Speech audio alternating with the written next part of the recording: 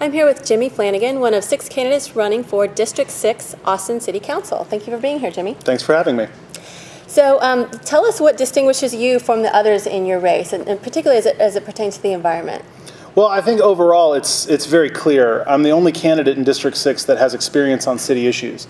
I've spent my life working primarily through chambers of commerce, but doing workforce development and traffic mitigation and focusing on those issues.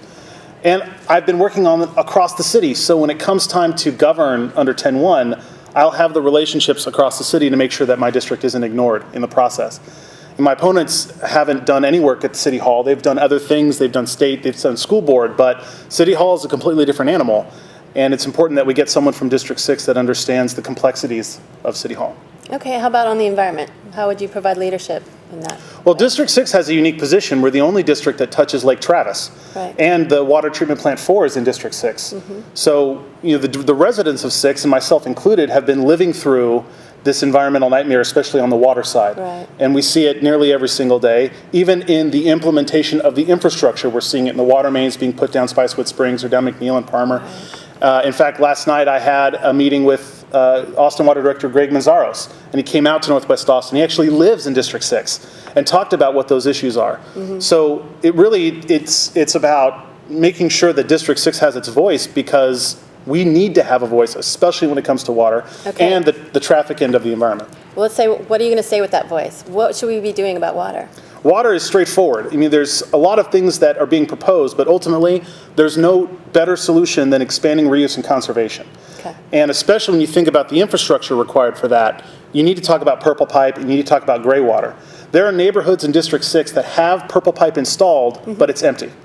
There are neighborhoods in District 6 that when they were annexed, the city required that they remove their gray water systems that were enabled under their old MUDs. Really? These are things that I have had constituents come to me and complain about. District 6 is ready to use reclaimed and reusable water systems. They're desperate in trying to get that done. Pipes were already laid. They paid for it during annexation. That's something that 6 can do, and with the new water treatment plant, we're well positioned to do it. Okay. You wanted to shift to transportation. Let's go there next. Tell us about your vision and what you think as it relates to land use and transportation, both where we're headed with Imagine Austin and Project Connect and all these different things. I'm glad you mentioned land use. I think it's probably the most critical element of transportation planning, and it's the one we talk about the least. Mm-hmm. In my campaign plan form, I have a system called Connected Corridors, and it's an alternative to the Imagine Austin Centers plan. What you have with centers is disparate areas of density that you're going to somehow magically connect with very expensive infrastructure through low-dense areas. So you spend $200, $300 million in areas that will never allow you to leverage that infrastructure. Connected Corridors that I'm pushing forward says you have density along the length of these investments, mm-hmm. and you have high density near where the investments are, and then lower density the farther away. And that way people can choose to live wherever they want to live in town. They don't have to live where they work, and frankly, people don't have job and housing mobility even if they wanted to most of the time. Right. But then you give people alternatives to driving. It's not always going to be rail.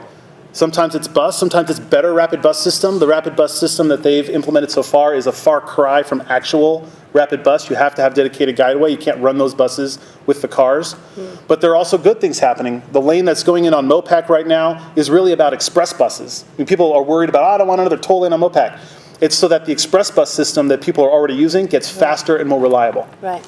And those lanes are going to be expanded all the way up 183 into the heart of District 6. So how do we get into that built-up infrastructure? Are you supporting Project Connect? Are you for Prop 1? I am not for Prop 1 because it doesn't take these issues into account. Now, I serve on the Chamber's Transportation Committee, and I have for many years. I've been to the working groups and the forums and the mayor's councils and all of the meetings, and I've watched the plan develop.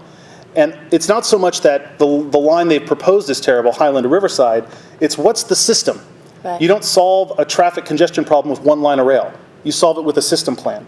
And when you look at what Project Connect has proposed, that one line doesn't go north. There's no proposed extension past Highland. And once you get to Riverside, the only logical place is to go to the airport. And you don't build to the airport until you have a more mature system.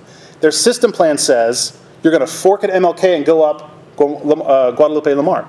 But I went to those meetings. We were told over and over and over again, oh, you could never do it on Lamar, you could never do it on Guadalupe, you could never take a lane out, and the feds will never give you the money. Then why is it on the plan? Right. When I talk to folks... So what should we be doing? Well, when I talk to folks about this, and they're disappointed because I'm not in support of it, because I'm on the Chamber's Transportation Committee, I'm friends with a lot of people that are supporting that plan, and I lay it out. And that's just the first $600 million. That's not even the $400 million of that's roads, and most of that's I-35, and I have big, huge issues with this Austin taxpayers paying for a major state road.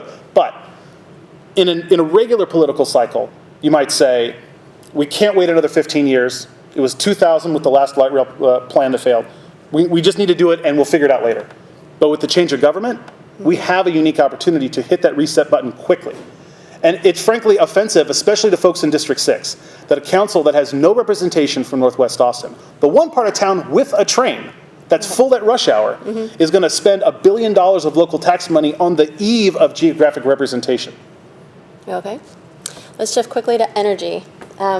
You are for more solar, but have some reservations. Tell us about what you think. Where should we be getting our energy from, and where should we not be getting it? Right. Energy is complicated, and the problem with 100% solar is that you only get solar energy when the sun is shining. Right. But you would have to have huge advances in storage technology, which are not ready.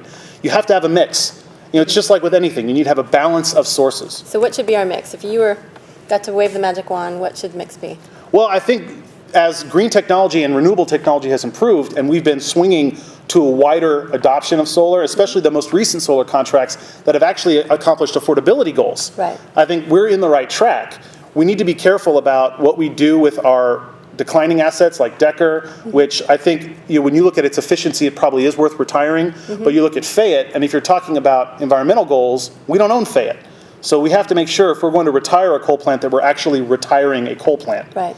And so the mix has to be broad. There needs to be solar, there needs to be wind, there needs to be these renewables, but there also needs to be reliable energy. And to do so in encouraging cleaner options for that. It's complicated and it's not easy, and there's not a magic wand to say, suddenly natural gas capture is going to be clean. Like, it's not that simple, but it's also not as simple as saying solar only. Okay. And to wrap up, what would you, if you could accomplish one thing in office, knew you couldn't fail, what would you want to get done? It's about connected corridors. It's about fixing the traffic problem. Is your plan online? Can people read what your vision is? Yes, I mean, it's brief, but it's on my website. What we have with this congestion problem, not just in District 6, but especially in District 6, impacts everything else. It impacts the environment, it impacts public safety. District 6 has a response time a minute longer than the rest of Austin, partially because of the road network. It impacts the water, because when you have a water main break, you have to get the water trucks out to fix it, and that gets slower, especially in Northwest Austin. This is really, you have to fix the congestion problem. It impacts the economy, it impacts the environment, it impacts our quality of life. Great. Well, thank you so much for being here. Thank you. Very nice to talk with you.